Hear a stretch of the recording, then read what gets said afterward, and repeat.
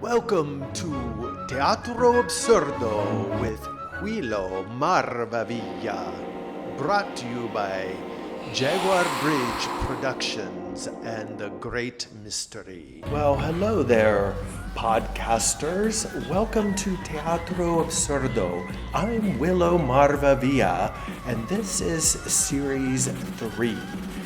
Welcome aboard to that which is ludicrous, preposterous, crazy, and, if you're lucky, bedazzling.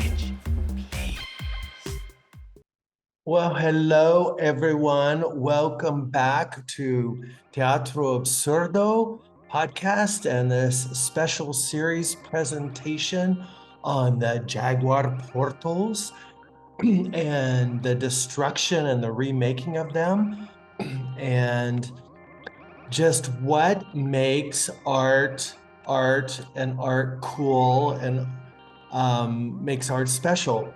So with that said, thank you so much for tuning in and listening. Remember to subscribe and like. That always helps in the algorithmic wonderland.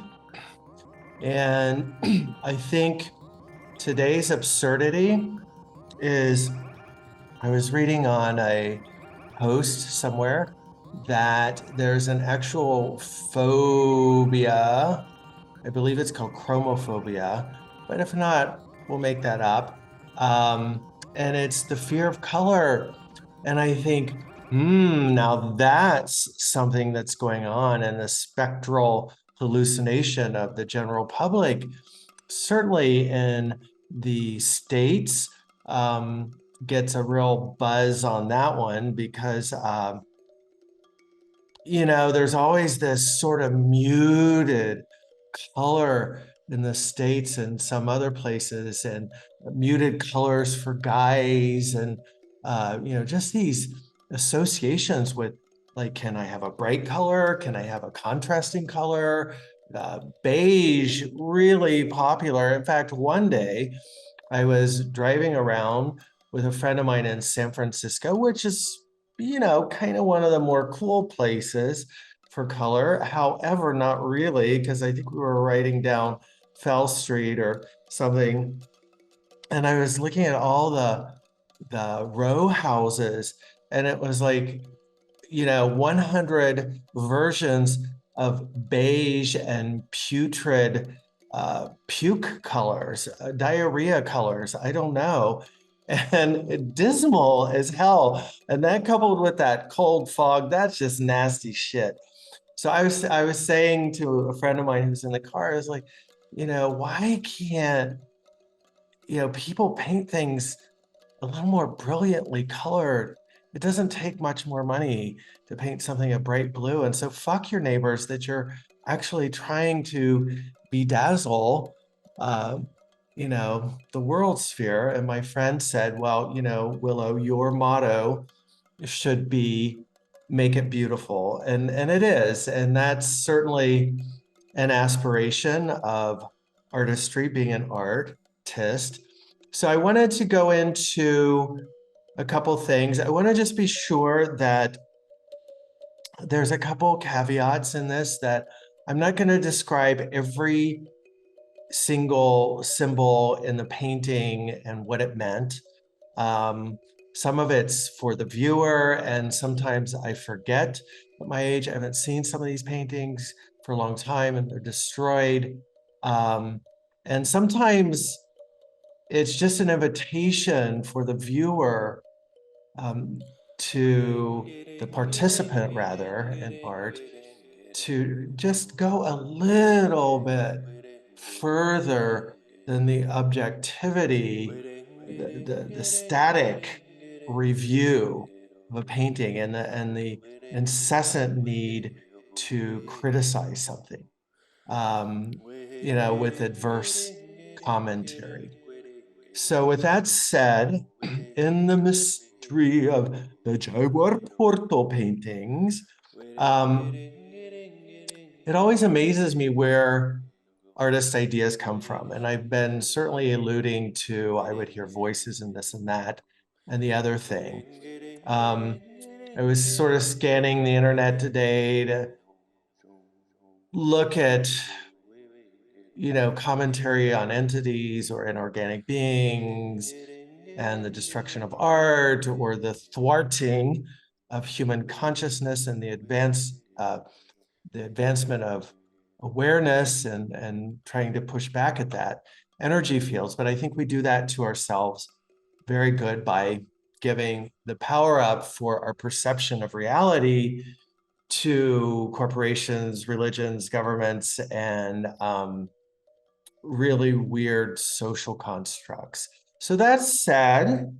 La la la la. Let's get to the good part. Some ideas, are peculiar. I mean, they come from, if I've been in a collective art scene, like I have been in different places, fellow artists may come by and say, "Oh, I see this. Have you thought about this in your artwork or something like that?" And that can be really useful in some ways. Um, and if I feel like, that person who's commenting or contributing is really engaged, okay, not to me personally, but to the artwork or the process of art. So I have had some interesting commentary from that. And yes, I will say, get out your violins. Um, some art, not a whole lot of mine. I can point to a couple pieces um, have been stimulated or generated through love affairs. Certainly, those of you who have the book, Tales of a Jaguar Magician, or my tarot deck, The Adventurer's Quest, there is a definitive illustration, not a painting per se, like these, um, of betrayal, where a lover has punched through my heart, or the heart of the character in the illustration. However, in the portal paintings, this is much more interesting because my painting really, for me, uh, because I sort of originated more public art through the avenue of sculpture, um, was when this boy I was wooing, from the old days, from personals and stuff, from Craigslist before people killed you on that.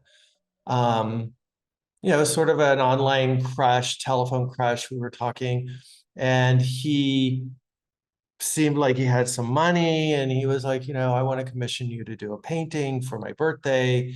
And he was really intrigued by the symbolism of the Phoenix Rising, and a number of other things popped up that I would put into that painting. However, what I was getting at is, previously being a sculptor or focused on sculpture, my paintings were pretty much just for me to, have some other art form and to sort of play around with imagery on canvas. So that was one thing that this guy, when I was really driven to do a really beautiful art piece for this person, it took the symbolism within painting. I mean, I've been doing that in sculpture, but in painting to another level. So being, hopefully this pops up. If you're just listening in, I will, as best as I can, describe the painting. Again, go to my website, go to the YouTube channel, and you'll see the painting. Unfortunately, again, this painting has been destroyed. It almost made it through the portal. And in the second arson that occurred in Costa Rica in 2002, they got the Phoenix Rising. So it is literally in ashes. And I think it's rising up through these new Jaguar portal paintings, which maybe will be premiered in New York City, as I've said, October 5th through 9th, Forma Gallery, 42 Allen Street in New York. So in this painting, it's kind of exemplary. I mean, there's a big phoenix bird rising up and someone is releasing it. The character in the painting is releasing it up into the air. It's interesting. I don't know that had any symbolism to this originally, but now that I look at it, the bird, the phoenix bird, is flying away from the person who's releasing it, but not flying forward out of the person's hands, but flying backwards out of the hands, as if it's going into the past, which is kind of interesting. Perhaps in some ways, maybe it could represent going into the past and healing something in the past. So there's that. And so, the symbolism again, I mean, there are several things. I mean, the character in the illustration has a crown, so again, the crown chakra, corona, sort of DNA constructs coming around the crown. There's different symbolism in the crown. I believe I can see one is Taurus, the symbol for Taurus, which to some is the fallopian tubes, to other it's the sacred bowl, or it's yes and both. I remember that person was a Taurus, and I myself am a Taurus, so it's a nice symbol to have along. There is a tremendous amount of symbolism within the sacred bowl. I'm not going to go into that here, but you can Google that or search for that and find out some interesting things. There is over the throat chakra, which is often also attributed to Taurus. This is a vulnerable area for Tauruses. It's the throat chakra. It's where our willpower comes up through sending messages out through the voice. I've always said that, the power of the word, it's not a joke. I mean, as I've stated before, perhaps in these casts, that you push air from the lungs around the heart, up through the throat chakra, vibrating the vocal cords. The ideas come down from the mind. It goes out off the tip of the tongue, poof, into the air. And because it's air and it's vibration, it begins to move particulate matter and in the quantum realms into event constructs, right? Okay. So over the crown chakra in this painting is what's referred to as the Sri Yantra. And you can look that up as well. SRI, second word YANTRA, Sri Yantra, which was a symbolism of ecstatic happiness, joy, bliss. So there are mythologies that point to, which I was also fascinated by this. And you'll see this in two of the paintings. I think the next one might also have it, but it's something about, generating your song. Like it's said that the human being is one of the very few animals other than the mockingbird that doesn't have its own unique sound or song. It's a combination of mimicry or, if you're lucky and you're a songwriter, composer, then yeah, maybe you have created a song. But so it's someone generating a song, and certainly we know the emotive power of song, music. And it's, it begins to evoke a lyrical quality to the paintings. So next in this painting, in the two hands, you'll see the eyes in the center of the hands again. So that's seeing within. It's the offering of a gift.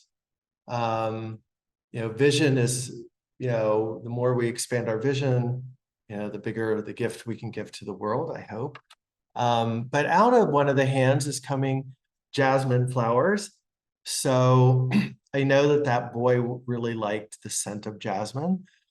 So I put that in for him, but it's also, a very strong symbolic flower.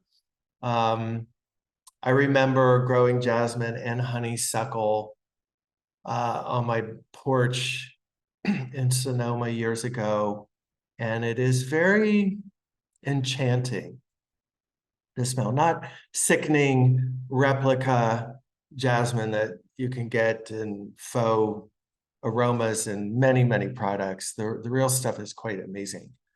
And then in the other hand, there's a rose, so very typical of love, romance, thorns.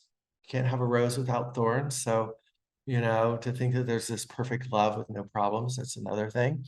There's also, and then there's like veins, blood being pumped up through the character that's releasing the phoenix bird. So the phoenix bird is many, many colors. A more deeper blue, which is interesting.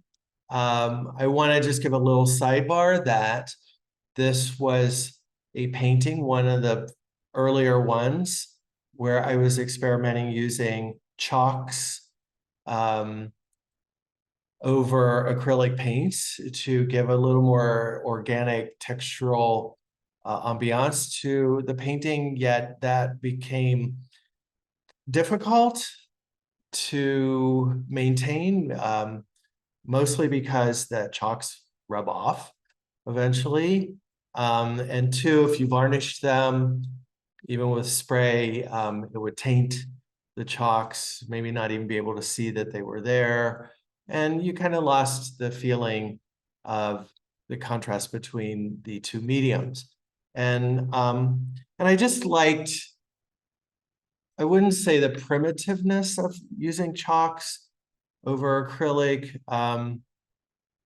but something that just felt more original, pre-plastic paints. And also as a pissy artist, I like to break rules, and people are like, oh, you can't do oil with acrylic and acrylic over oil and blah, blah, blah, and this and that, and blah, blah, blah. You can't sculpt in this clay and la, la, la. And I'm like, yeah, learn the rules and break them, at least for art. So the bird is also holding a snake. So shedding skin, creativity, kundalini. The other claw of the phoenix bird is holding the cosmic egg, which can also be symbolized with the Ouroboros. Hope I'm saying that right. So again, the origin of things. In this painting, there's a tree of life, off in the distance. Underneath that is sort of a guru-esque person. I think this boy was very, he'd spent a lot of time in Thailand, I believe. So there's sort of a Thai headdress on that character under the tree. There's also a jaguar slumbering on a branch, kind of hidden in the tree. So again, the theme of subtlety, subtle energies, bringing the attention to that in. And then this is very interesting, kind of sad, but interesting. And just a part of the, oh, well, lost for the memories of the Akashic records. But there is a statue in the bottom right-hand corner, which unfortunately, the digital images I have of this painting, I can't find the really good ones. I've asked a friend to help me do that, who took them. So I only had kind of muted bad digital images, and then the painting's gone now, so I don't know. But there's a statue in the bottom right corner, and it has a ribbon across its chest.